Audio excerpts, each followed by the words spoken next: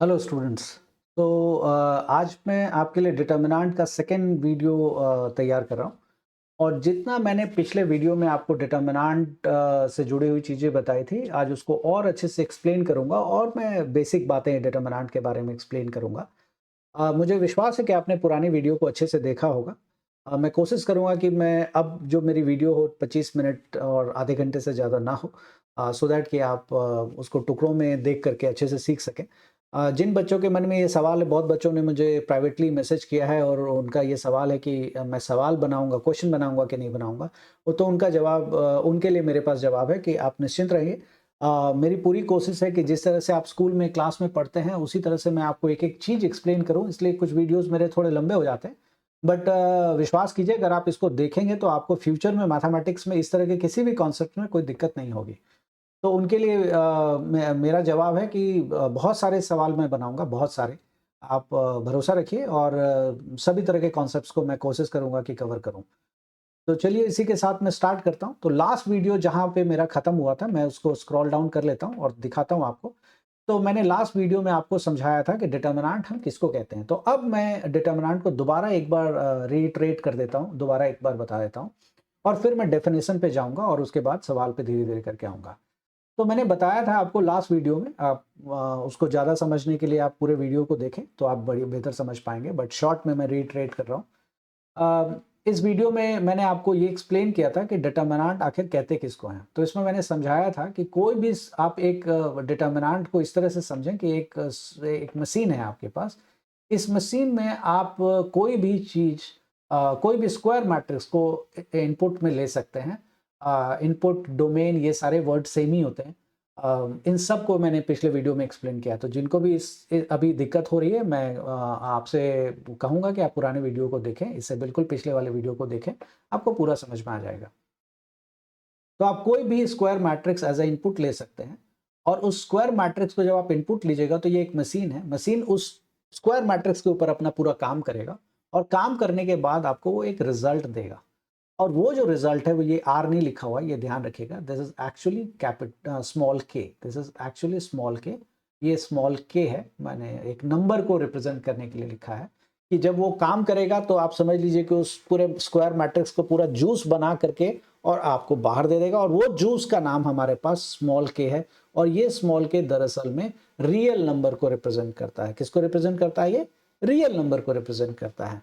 But ये real number ही है, याद रखिएगा, कॉम्प्लेक्स नंबर नहीं है। और ये जो रियल नंबर है इसी को हम लोग determinant of that square matrix कहेंगे। दैट यहां पे किसको बोला गया है? यहां पे दैट मैंने उस स्क्वायर मैट्रिक्स को बोला है जिसको आपने इस मशीन में डाला है। और क्योंकि मशीन ने उसी का जूस निकाल के दिया है आपको, तो आप कहेंगे कि ये जूस जो है के, ये जो जूस आप देख रहे हैं ये जूस किसका है? तो ये जूस ए का है।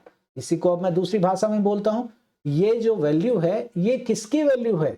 ये वैल्यू इस स्क्वायर मैट्रिक्स ए की है और इसी वैल्यू को डिटर्मिनेंट बोला जाता है। डिटर्मिनेंट, लेकिन डिटर्मिनेंट किसका? डिटर्मिनेंट इस स्क्वायर मैट्रिक्स। हर एक स्क्वायर मैट्रिक्स का एक यूनिक डिटर्मिनेंट होगा। मतलब एक स्क्वायर मैट्रिक्स का एक से ज्यादा डिटर्मिनेंट नहीं हो सकता। इसको हम एग्जांपल से देखेंगे। अब मैं आपको यहां पे यही बात समझा देता हूं। देखिए यहां पे मैंने यही बात लिखा है। मैंने यही आपको कहा कि पहले आप एग्जांपल समझ लीजिए, उसके बाद मैं डेफिनेशन आपको बताऊंगा, बहुत आराम से समझ में आएगा। मैंने लिखा है if M is a set of square matrices.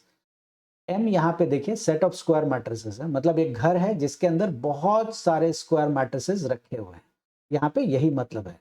M is a set of square matrices, मतलब एक घर है जिसके अंदर बहुत सारे स्क्वायर मैट्रिसेस रखे हुए हैं, कोई और नहीं। के is the set of numbers. अब यहाँ पे एक और भी मैं मान लेता हूँ, कैपिटल के एक हमारे पास सेट है जिसमें कि सभी तरह के रियल नंबर्स है। सभी रियल नंबर्स तो आप सब जानते हैं कि रियल नंबर किसको कहते हैं। तो सारे के सारे रियल नंबर है। अब बोला गया है कि एक फंक्शन है m to k, mapping from m to k, function whose domain is m and codomain is k। आप जैसे चाहें पढ़ते रहें, आपको इसी बहाने ये भी मैं एक्सप्लेन कर देता हूं इसको पढ़ा कैसे जाता है। इसको पढ़ते हैं function from m to k और mapping from m to k और a function whose domain is m जिसका डोमेन ये वाला है, जिसका खाना ये वाला है, और whose कोडोमेन इज कैपिटल के, तो उसका कोडोमेन कैपिटल के है। अक्सर ये बात आपको कंफ्यूजन में मिलेगी कि कोडोमेन और कोडोमेन और रेंज के बारे में बात हम लोग उलझे हुए तरीके से करते हैं। बुक तो बहुत साफ तरीके से लिखता है, लेकिन जब आप पढ़ रहे होते हैं या बहुत बार होता है कि क्लैरिटी नहीं रहती है बच्चों के पास कि रेंज, वो ये तो जानते हैं कि रेंज ठीक है, जो वैल्यू डाला वो आ गया, बट ये ध्यान रखिएगा कि रेंज और कोडोमेन दो अलग अलग चीजें हैं। तो फिलहाल मैं फंक्शन के बारे में बात नहीं कर रहा हूं, इसलिए इसके ऊपर मैं ज्यादा टाइम नहीं लूंगा आपका। तो इतना ही बता देता हूं कि दिस इज एक्चुअली कोडोमेन, ये के जो है हमारे पास कोडोमेन है। और जो हम ए जब स्क्वायर मैट्रिक्स इसके अंदर डालेंगे, तो अब आप देखिए बोला गया is defined by F of A is equal to K, मतलब एफ ऑफ ए को आप ऐसे समझिए कि इस मशीन में जब ए डाला गया, तो ए डालने के बाद जब वो मशीन अपना काम करेगा, उसके ऊपर पूरा गड़ करके घूमेगा, और घूमने के बाद एक चीज आपको बाहर दे देगा कि ये लो मैंने कर दिया। मिक्सर में अगर आप टमाटर डालते हैं, जैसे बटन ऑन करते हैं, गड़ गड़ घूमता है और फिर वो पेस्ट दे देता है।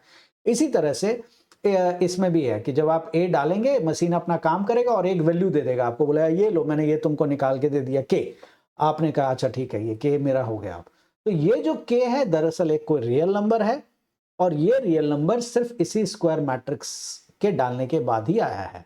ये रियल नंबर इस वाले स्क्वायर मैट्रिक्स के डालने के बाद आया है, इसीलिए हम लोग इसको डिटर्मिनेंट ऑफ ए कहेंगे, ठीक है, क्योंकि ये ए डालने के बाद आया, इसलिए डिटर्मिनेंट ऑफ ए कहेंगे। चलिए, तो यही बात यहाँ पे मैंने आपको पूरे डेफिनेशन में लिखी है। मैं एज्यूम करता हूँ, अब मैं होप करता हूँ कि आपको डेफिनेशन समझ में आ जाएगी। तो चलिए स्टार्ट करते हैं हम लोग। सबसे पहले determinant of a matrix whose order is 1 by 1, मतलब एक स्क्वायर मैट्रिक्स है, एक स्क्वायर मैट्रिक्स है, मान लेते हैं 1। इसका डिटर्मिनेंट क्या होगा, मान लेते हैं इसका नाम है ए, और बोला गया है इसका डिटर्मिनेंट बताओ। तो आपको कुछ नहीं लिखना है, डिटर्मिनेंट ऑफ कैसे रिप्रेजेंट करेंगे वो भी दिखा रहा हूँ। Determinant of A equals to 1। Square matrix का डिटर्मिनेंट जो होता है 1 ही होता है, और 1 into 1 एक स्क्वायर मैट्रिक्स है, ध्यान रखिएगा। तो किसी भी स्क्वायर मैट्रिक्स जिसका ऑर्डर 1 into 1 है, मतलब जिसमें एक रो और एक ही कॉलम है, उसका डिटर्मिनेंट वो जो अंदर में एलिमेंट दिख रहा है बस वही होता है। एक दूसरा ले लेते हैं, एक बी हमारे पास एक मैट्रिक्स है, स्क्वायर मैट्रिक्स है 0, और इसका ऑर्डर भी 1 into 1 है, आप समझ सकते हैं ये बात। तो इसका डिटर्मिनेंट क्या होगा, तो डिटर्मिनेंट ऑफ बी जो है वो भी हमारा ये जो एलिमेंट आपको दिख रहा है 0, बस वही होगा और कुछ नहीं होगा। अब मैं आपको, तो ये 1 into 1 का डिटर्मिनेंट कैसे कैलकुलेट करते हैं वो देखा आपने। अब मैं आपको 2 by 2 मैट्रिक्स का डिटर्मिनेंट कैसे कैलकुलेट करते हैं वो दिखाता हूँ। तो एक मैट्रिक्स हमारे पास सी, जिसका ऑर्डर है 2 multiply by 2, मतलब आप 2 cross 2 कैसे, सॉरी 2 multiply 2 नहीं कहना चाहिए, 2 by 2 कहना चाहिए मुझे, 2 cross 2 भी आप कह सकते हैं। तो मान लेते हैं 1 2 3 4, मैं जानबूझ के नंबर ले रहा हूँ सो दैट कि आपके लिए समझना आसान हो। अगर आपको इसका कभी भी डिटर्मिनेंट निकालना हो तो आप कैसे दिखाएंगे इसको, तो आप इसको डिटर्मिनेंट ऑफ सी, तो आप कहेंगे कि भाई यहाँ पे क्यों नहीं लिखा, आप यहाँ पे भी लिख लीजिए, आप ऐसे लिख सकते हैं। मैंने आपको पहले ही बता दिया है कि नोटेशन अलग अलग तरह का है, तो मैं अलग अलग नोटेशन बार बार यूज करूंगा सो दैट कि आप सभी नोटेशन से वाकिफ रहें। तो डिटर्मिनेंट ऑफ सी कैसे निकाला जाएगा, तो आप कभी भी डिटर्मिनेंट निकालते हैं तो हमेशा याद रखिएगा left top to right bottom पहले आप मल्टीप्लाई करेंगे, मतलब लेफ्ट टॉप 1 है और राइट बॉटम 4 है, पहले आप इसको मल्टीप्लाई करेंगे, तो 1 multiply 4 4 हो गया। सब्ट्रैक्ट करेंगे, minus left bottom to right top, ये होगा हमेशा 3 multiply 2 is 6, ये हमेशा ध्यान रखेगा। अगर किसी ने क्रॉस मल्टीप्लिकेशन मेथड पढ़ा है तो उसको ये ध्यान आ रहा होगा कि क्या है। हम जाएंगे क्रॉस मल्टीप्लिकेशन मेथड पे, ऑटोमेटिकली हम पहुंच जाएंगे वहां पे। तो ये है, तो 4 minus 6 is equals to -2। तो ये जो -2 आप देख रहे हैं ये इस स्क्वायर मैट्रिक्स के लिए है, ठीक है। बहुत इंटरेस्टिंग है कि आप देखिए कि एक स्क्वायर मैट्रिक्स को एक प्रोसेस से सॉल्व किया गया, और सॉल्व करने के बाद आपको यहां पे -2 मिला है। तो ये जो -2 आपको दिख रहा है, इस -2 को हम लोग determinant of this square matrix C, इस स्क्वायर मैट्रिक्स मतलब ये वाले स्क्वायर मैट्रिक्स का ये डिटर्मिनेंट कहलाएगा। डेफिनेशन के हिसाब से जाइएगा तो ये स्क्वायर मैट्रिक्स को मशीन में डाला गया, इस वाले स्क्वायर मैट्रिक्स को मशीन में डाल दिया गया, और मशीन में डालने के बाद मशीन ने उस पर अपना कोई प्रोसेस किया। तो प्रोसेस क्या किया उसने, कोई अपना काम किया। क्या काम किया, काम ये किया, उस मशीन को यही सिखाया गया है कि आप हमेशा left top to right bottom को मल्टीप्लाई करेंगे, माइनस करेंगे इन दोनों को, और करने के बाद जो आएगा वो आप वैल्यू दे दीजिएगा। तो वो उसने दे दिया, वो हमें बाहर निकाल करके जो दिया है वो दिया है -2। तो हम कहेंगे कि ये जो -2 है ये डिटर्मिनेंट है इस स्क्वायर मैट्रिक्स का। उम्मीद है कि ये बात आप समझ में आ गया होगा आपको। तो किसी भी स्क्वायर मैट्रिक्स का अगर आपको डिटर्मिनेंट निकालना हो तो आप इसी तरह से निकालेंगे। मैं एक काम करता हूं, आपको दिखाता हूं कि ये जो नंबर -2 है क्या ये सिर्फ एक ही स्क्वायर मैट्रिक्स का निकलेगा या और भी स्क्वायर मैट्रिक्स का निकल सकता है। This is very important point, very very important, कि क्या जो रियल नंबर हम डिटर्मिनेंट के लिए यूज करते हैं वो रियल नंबर किसी और स्क्वायर मैट्रिक्स के लिए यूज हो सकता है कि नहीं हो सकता है। तो देखते हैं हम लोग यहाँ पे। अब मैं आपको इसी स्क्वायर मैट्रिक्स को दूसरी बार लिख करके दिखाता हूं। इस बार लिखता हूं 1 3 2 4। एक और बात याद रखिएगा आप कि ये स्क्वायर मैट्रिक्स और ये स्क्वायर मैट्रिक्स अलग अलग है। कोई भी matrix is all about arrangement of data. Matrix में डेटा आपने कैसे अरेंज किया है ये मायने रखता है। तो आप देख सकते हैं इसका अरेंजमेंट और इसका अरेंजमेंट अलग अलग है, दोनों का अरेंजमेंट डिफरेंट है। मतलब यहां पे जो एलिमेंट है जिसको हम कहेंगे फर्स्ट रो फर्स्ट कॉलम पे जो एलिमेंट है वही यहां पे भी है, जो कि सच है। लेकिन फर्स्ट रो और सेकंड कॉलम पे जो एलिमेंट है जो कि यहाँ पे 2 है, देखिए पहला रो और दूसरा कॉलम है ये, तो पहला रो और दूसरा कॉलम पे यहाँ पे जो एलिमेंट है वो अलग है। तो क्योंकि एक भी अगर एलिमेंट अलग हो गया तो हम कहेंगे कि ये दोनों मैट्रिक्स अलग अलग मैट्रिक्स है, ये दोनों अलग अलग मैट्रिक्स है, क्योंकि अरेंजमेंट बदल गया है तो इसलिए अलग मैट्रिक्स कहा जाएगा। अगर आप लोगों ने परम्यूटेशन पढ़ा होगा तो आपको याद होगा 1 2 और 2 1 दो अलग अलग परम्यूटेशन कहलाता है, क्योंकि दोनों में अरेंजमेंट बदला हुआ है। उसी तरह से matrix is all about arrangement. तो क्योंकि अरेंजमेंट इसका बदल गया है इसलिए ये मैट्रिक्स इससे डिफरेंट है। अब मैट्रिक्स तो अलग है, बट क्या इस मैट्रिक्स को जब हम यहाँ पे स्क्वायर मैट्रिक्स को जब यहाँ पे डालेंगे तो क्या इसकी वैल्यू अलग आएगी या सेम आएगी? देख लेते हैं, हम लोग चेक कर लेते हैं इसको। तो अभी मैंने आपको सिखाया है कि कैसे करते हैं। Left top to right bottom जाएंगे, मल्टीप्लाई करेंगे, 1 × 4 मैं लिख भी देता हूं, minus left bottom to right top ये जाएंगे हम। तो लेफ्ट बॉटम 2 है, राइट टॉप 3 है, सो 2 × 3 है ना, multiply 3। So 1 × 4 is 4 minus 2 × 3 is 6। तो हम पा रहे हैं कि यार ये तो वैल्यू सेम ही दे रहा है, जो ये दे रहा था वही ये दे रहा है। इसका मतलब है कि दो अलग अलग मैट्रिक्स जब मशीन में जाएगा तो उसका जो वैल्यू रिजल्ट में आएगा या जिसको आप डिटर्मिनेंट कह रहे हैं, डिटर्मिनेंट जो आएगा वो पूरी संभावना है कि सेम हो सकती है। इस केस में आप देख सकते हैं, मैं दोबारा इसको लिख देता हूं यहां पे दूसरे तरीके से 1 2 3 4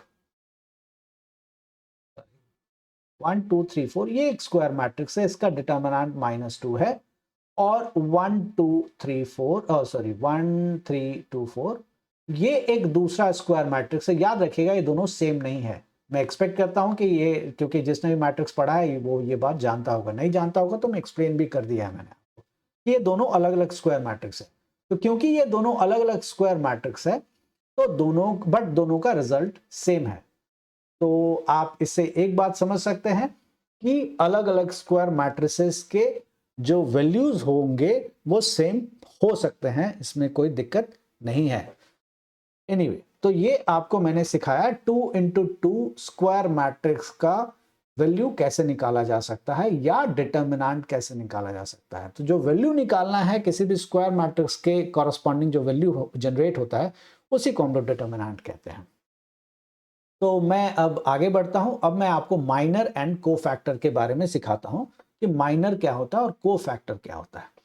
तो माइनर और कोफैक्टर सीखने के लिए बेहतर होगा कि हम 3 × 3 का एग्जाम्पल ले लें तो वो ज़्यादा अच्छा होगा।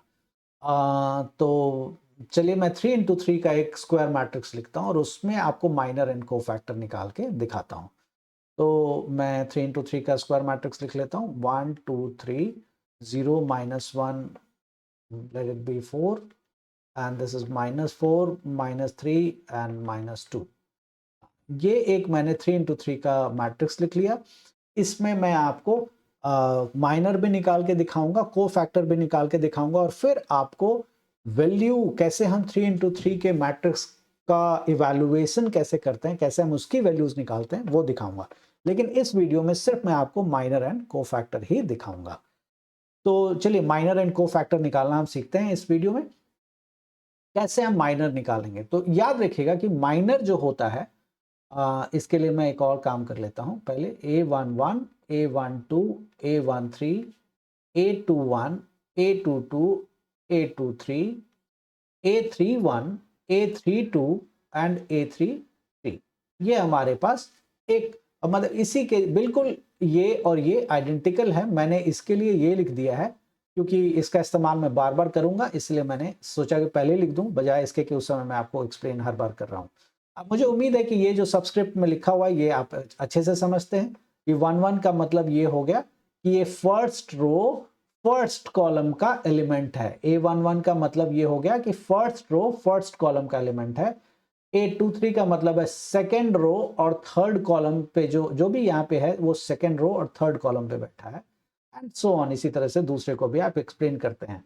तो मतलब पहला वाला हमेशा रो को दिखाता है, दूसरा वाला कॉलम को दिखाता। आर और सी मैं लिख दे रहा हूं सो दैट कि आपको इजी रहे। आर सी, पहला वाला रो और दूसरा वाला कॉलम को दिखाता है हमेशा, ये स्टैंडर्ड है।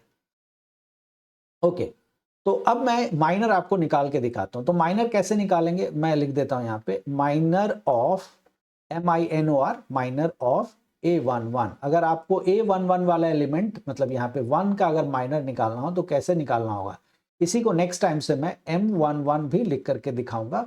दैट रिप्रेजेंट M11 का मतलब हो गया कि माइनर ऑफ इस वाली जगह पे जो एलिमेंट है उसका मुझे माइनर निकालना है। तो कैसे निकालूंगा ये देखिए, मेरे शब्दों को बहुत ध्यान से सुनिएगा, ये क्योंकि purely definition point of view से कोई इसमें रबिश चीज यूज नहीं हो रहा है, और बहुत ही मैं कोशिश कर रहा हूं कि सिंप्लीफाइड फॉर्म में आपको बताऊं। तो मेरे शब्दों को बहुत ध्यान से पकड़िएगा, ये सभी तरह के डेफिनेशंस में और फ्यूचर में भी आपके बहुत काम आएगा अगर आप मैथ्स कभी भी पढ़ते हैं। तो 1 1 का माइनर निकाल के आपको दिखाता हूं कैसे निकलेगा। तो जिस रो में ये है उस रो को आप इग्नोर कर देंगे। आप इसको इसके ऊपर पेन रख करके आप देख लीजिए। तो आप अगर उसके ऊपर पेन रखेंगे तो आप पाएंगे कि भाई ये पूरी तरह से खाली हो गया, मतलब ये वाला पूरा एलिमेंट जो है वो गायब हो जाएगा।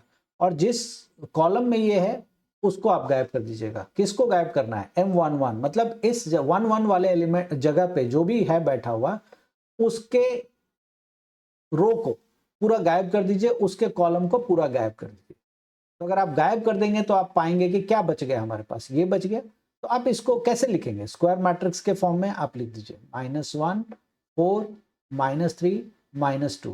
ध्यान रखिएगा जैसा है वैसे ही लिखना है आपको। ऐसा ना हो कि आप अपनी मनमानी करें कि यहाँ पे -1 लिख दीजिए, यहाँ पे आपने 4 लिख दिया, फिर यहाँ पे -3, ऐसा नहीं चलेगा। जैसा दिख रहा है एग्जैक्टली आपको ऐसा पेन डाउन कर दीजिए।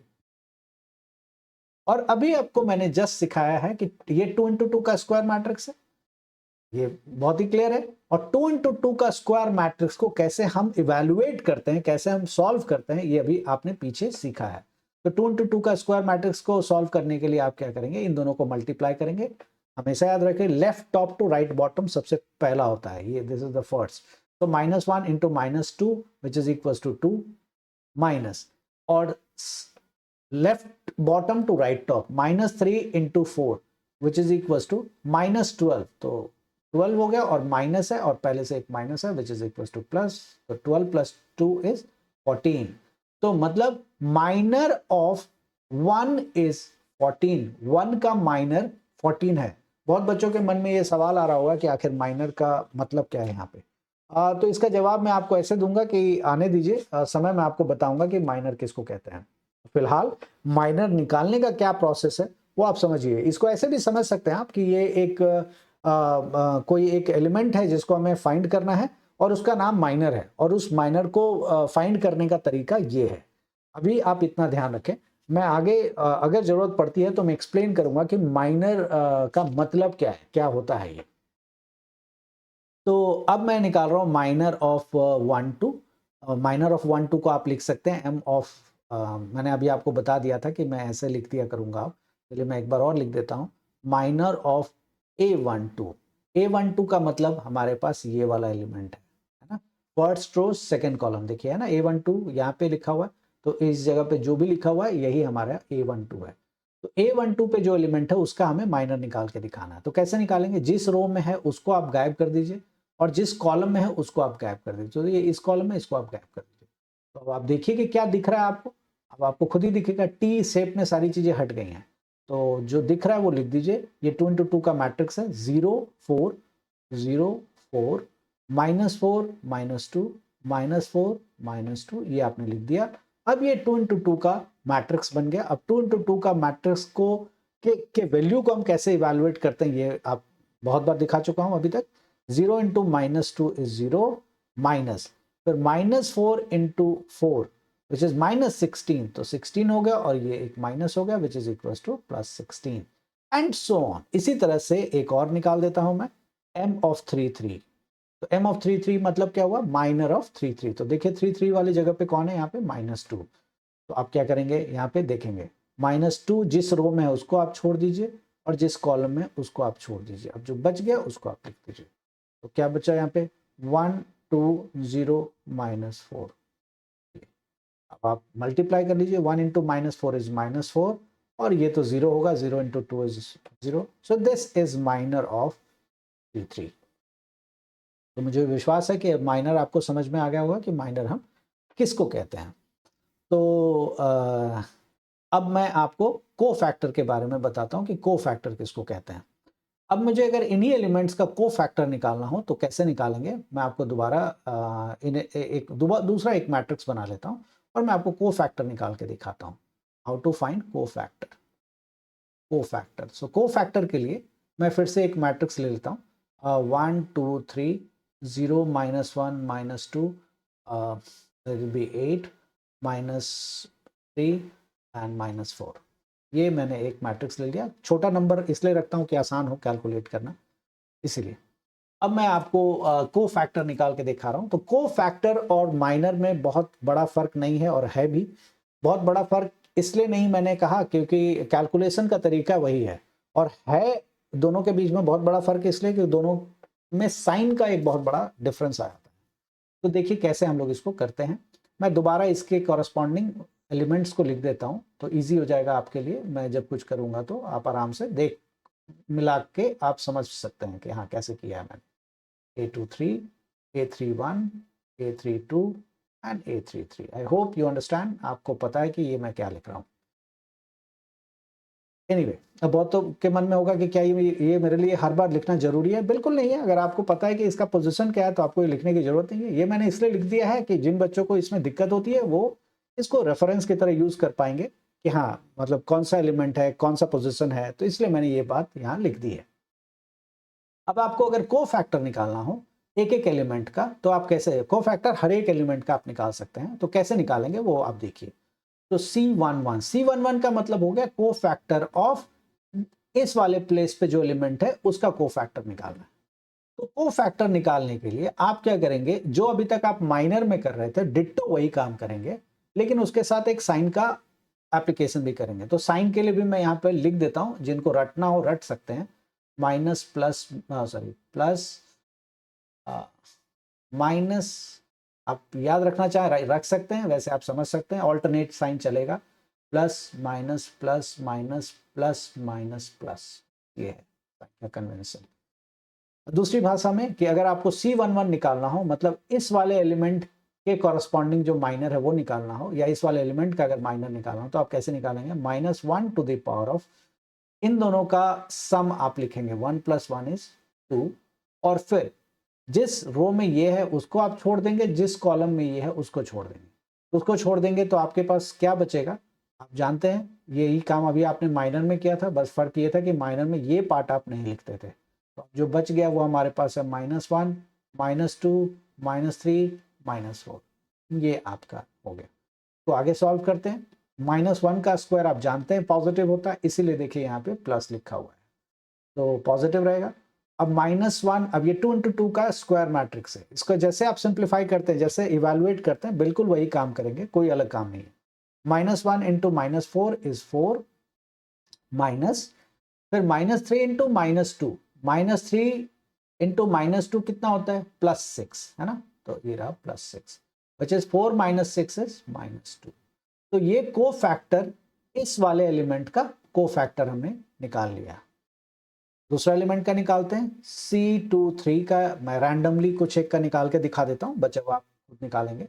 C23 का को फैक्टर निकालते हैं। तो कैसे आप निकालेंगे C23 का को फैक्टर, आप सबसे पहले यहां पे लिखिए -1 टू द पावर ऑफ 2 + 3, 2 + 3, 2 + 3 क्यों, क्योंकि ये जो 2 और 3 दिख रहा है ये वाला आपने 2 + 3 लिख दिया है। बहुत तो जिनके मन में ये सवाल है कि आखिर ये आ कैसे रहा है, मैं रिपीट कर रहा हूँ कि अभी मैं उतना डीप में नहीं जा रहा हूँ। मुझे जब लगेगा कि मुझे इस चीज़ को और डीप में समझाने की ज़रूरत है, मैं ज़रूर एक्सप्लेन कर दूंगा अलग से वीडियो बना के। लेकिन मैं अभी ऐसा रख रहा हूँ ताकि सभी बच्चे ठीक से समझ पाएँ और सवाल को बना सकें। तो -1 टू द पावर ऑफ 2 + 3, अगर आपको लगता है कि आपको ये सब भी जानना है, वैसे तो शायद मैं आगे कुछ वीडियोस बनाऊंगा जिसमें ये सारी चीज़ें खुद ही डाल दूंगा मैं, लेकिन फिर भी अगर आपको लगता है तो आप ज़रूर मुझे कमेंट बॉक्स में लिख दिया करें, मैं बिल्कुल बना दूंगा, मुझे खुशी होगी कि मैं और एक्सप्लेन कर दूंगा इसको।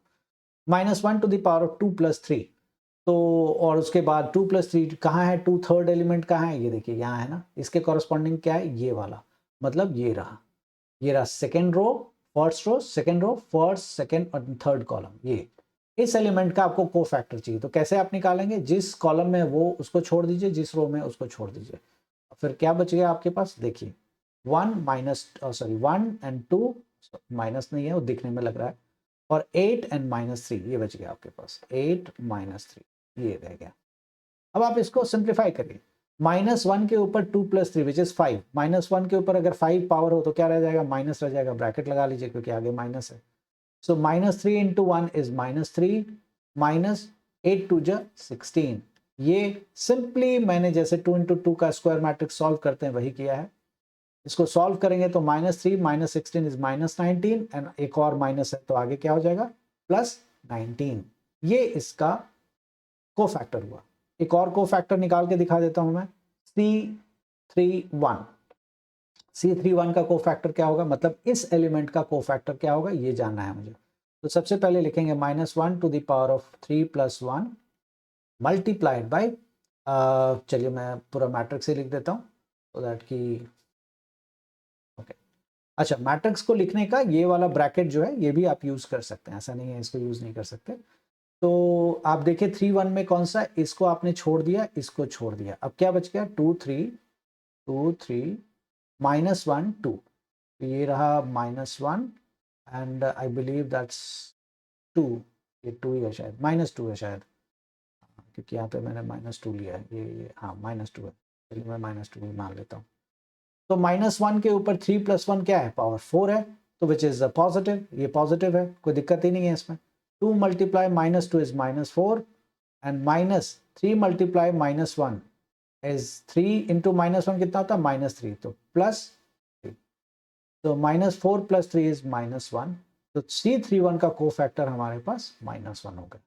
इस तरह से आप माइनर और को फैक्टर निकालते हैं।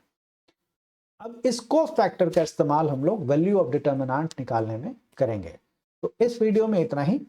नेक्स्ट वीडियो में मैं आपको डिटर्मिनेंट ऑफ ऑर्डर 3 × 3 के मैट्रिक 3 × 3 की वैल्यूज को कैसे कैलकुलेट करते हैं वो सिखाऊंगा।